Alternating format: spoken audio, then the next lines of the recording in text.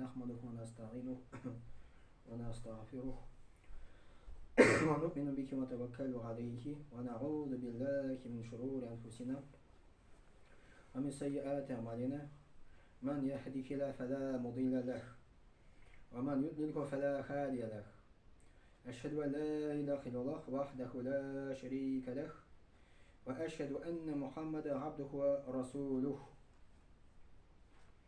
أعوذ بالله من الشيطان الرجيم. بسم الله الرحمن الرحيم.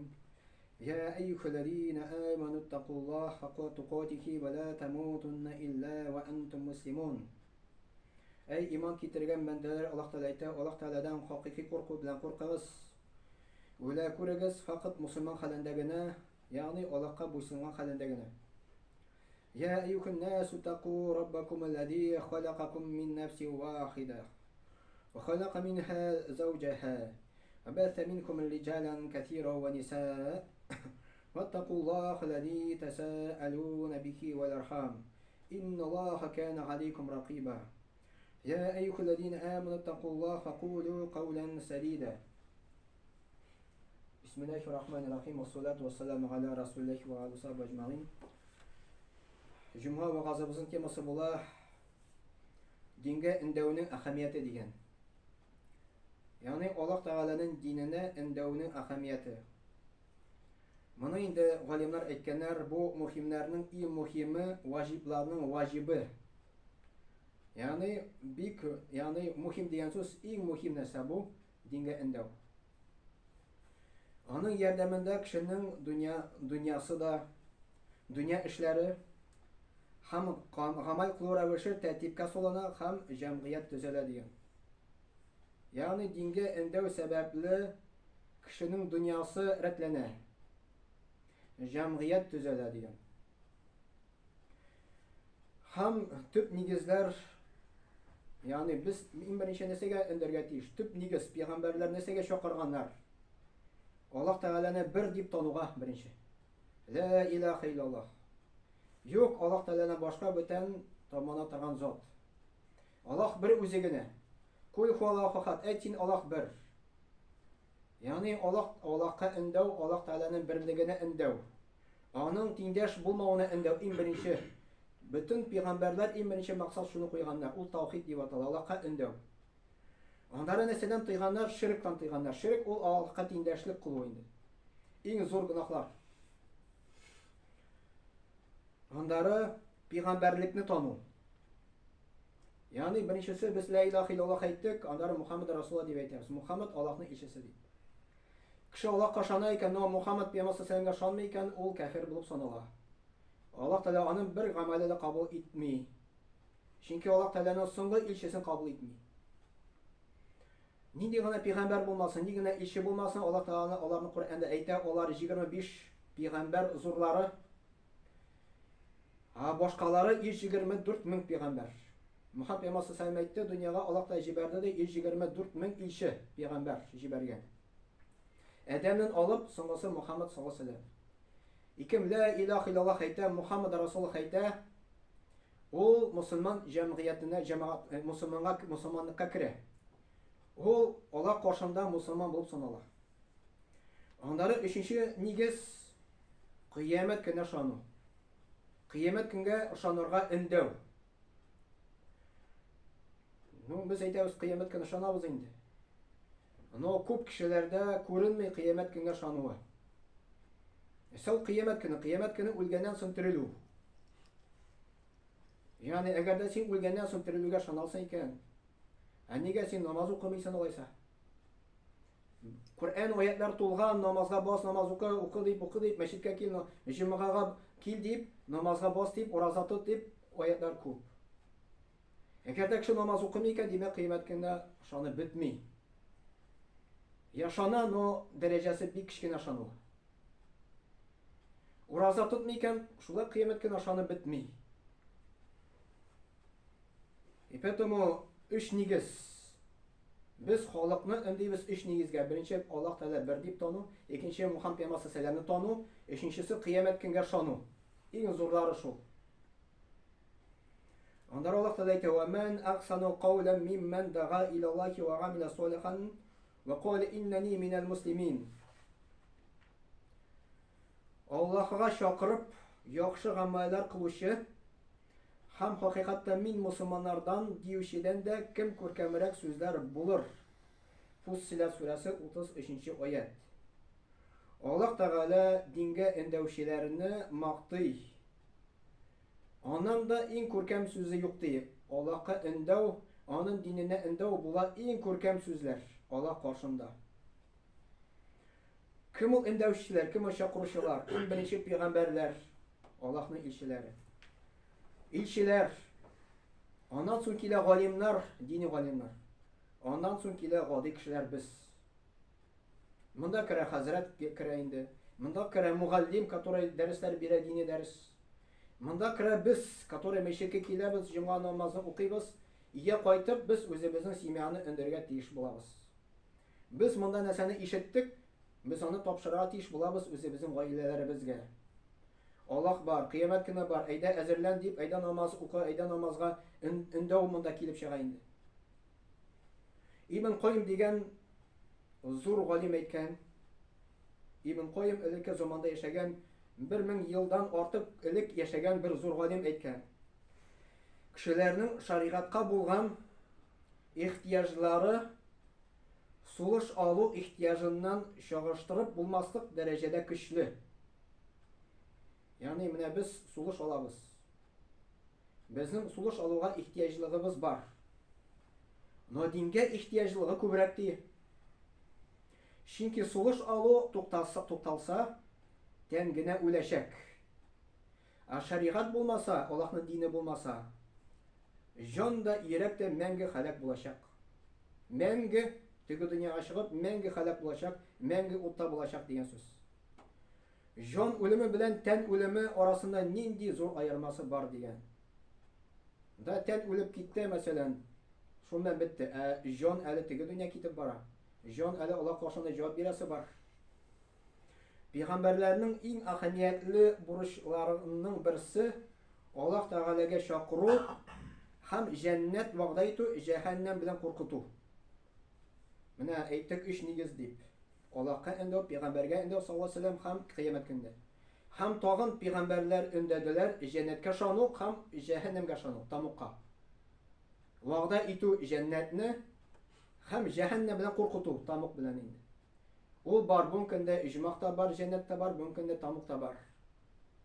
Кем тамуқка керә, кем Аллаһка буйсынмый, кем иҗмакка керә, кем Аллаһка буйсына. Аллаһ та Куръан-ы Кәримдә әйтә: "Ва лaqad бa'athna fi kulli ummatin rasulan an ya'budu Allaha wa yajtanibu at-taghut." Аллаһ та әйтә дөреслектә, без дие һәрбер өммәткә җибәрдек ди, илче дие. Алар өндәделәр Аллаһка табыныгыз дип, һәм тагуттан, ягъни шайтанга табынудан теге сакланыгыз дип. Ягъни шушы аятта аңлыйбыз, Аллаһ Тәгалә һәрбер илчене җибәрде бер максат: Аллаһка табыну һәм ширктан тыелу, ширк Аллаһка тиңдәш кылудан тыелу. Аннары без дингә өндәсәк, безгә нәрсә була? Беренче Мөхәммәд пәйгамбәр саллаллаһу алейһи ва сәллям әйтте: "Мен дәллә галә хайрин фалаху мислу аҗрин фагилихи." Яхшылыкка юл күрсәтүче аны кылучы кебек үк әҗр алачак дигән. Ягъни әгәр дә без берәр кешене дингә өндәдек, ул дине кабул итеп намазга басты, аның намазның әҗере безгә дә бара. Аннан кимими, аңа да була, безгә дә бара. Икенче кеше, өченче кешене өйрәтсә, өченче кешенең дә сиңа әҗере барачак. Дүртенче кешенең сиңа да әҗер барачак. Шулай кыямәт көне хәтле.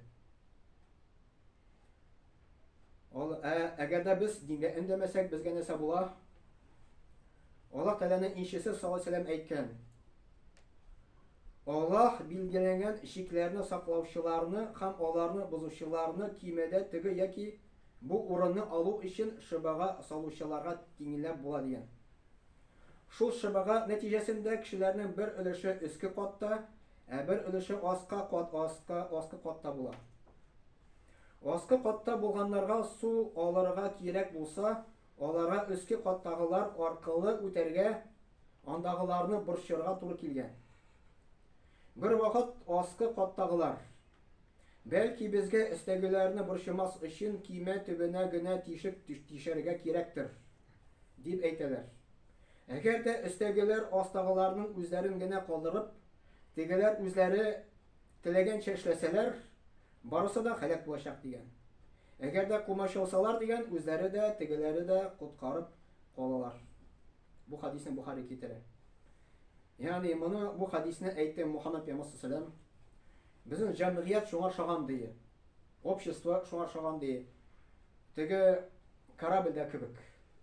Karabilde istegi ölüştüke oturganlar, astagı ölüş oturganlar. No astagı ölüşte su kirek bulgan vakitte istegi ölüş istegilerini borçlaganlar. No astagılar eytken eyde borçlamıyız, özümüz tişik tisemiz de özümüz su alabız. İstegileri которые eğer de onlarını matamasalar bütünse halak bula digani. Eğer de matasalar, eğer de mesela übit nasihatler yasasalar, o vakitte bütünse bütün kişi isen kola. Cemiyet nek şula yok. Biz eytemiz meşrikke yürüyüşler istegi ölüş, abar meşrikke yürümüşler astağı. Eğer de biz meşrikke yürüp özümüzün simyalarımızı ündemesek, mengi halaketke barabız. Bu dünyada da hem ahirette de. Mesela eğer de sizin bireriniz uyda hamur şey iken, siz onu hamur işinden tutatmışsınız iken, şu ziyanı sizge bütünüzge bulaşak. Temeke tortayken temeke tortuğunu tutatmasanız, onun ziyanı bütünüzge bulaşak. Allah Teala'nın kağıda şulay koyulgan.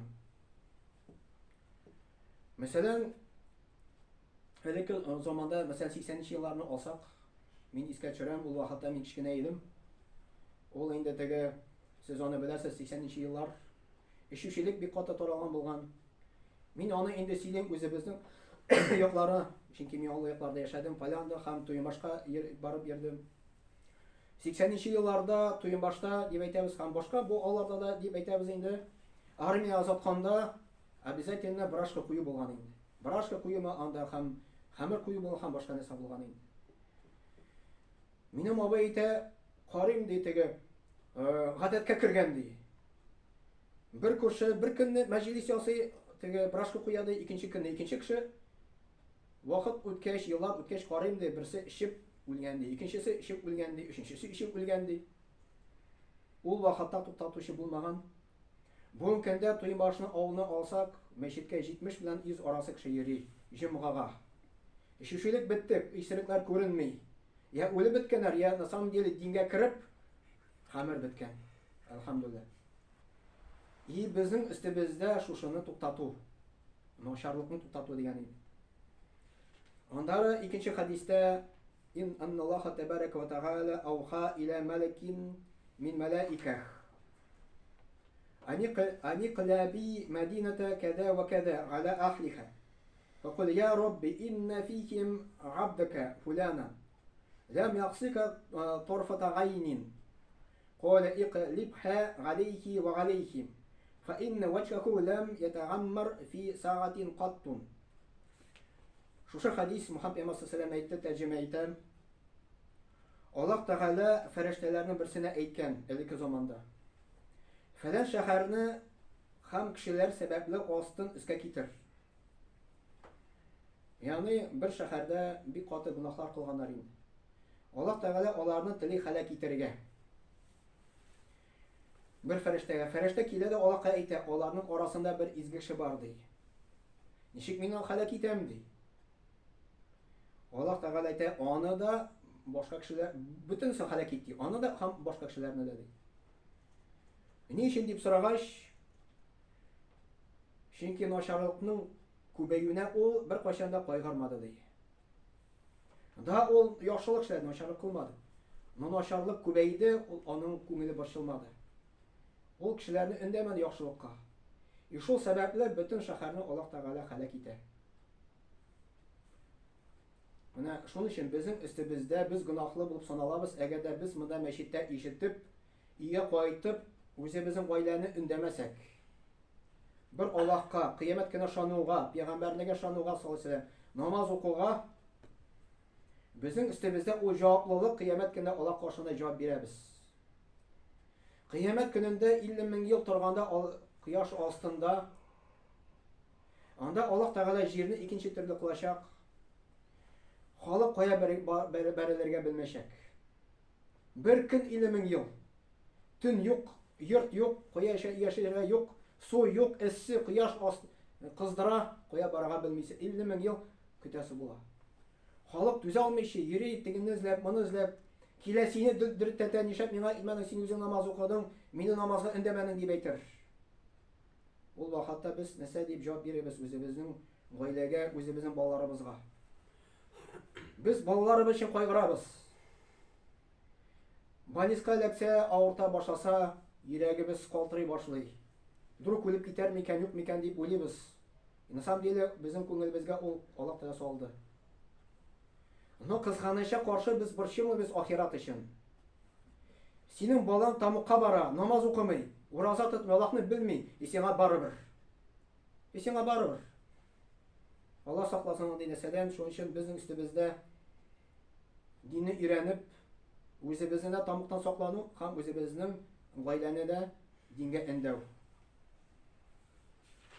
Субханакалла ва бихамдика, ашһаду ан ла илаха илля анта, астагфирука ва атубу илейк. Вассами'у дуа.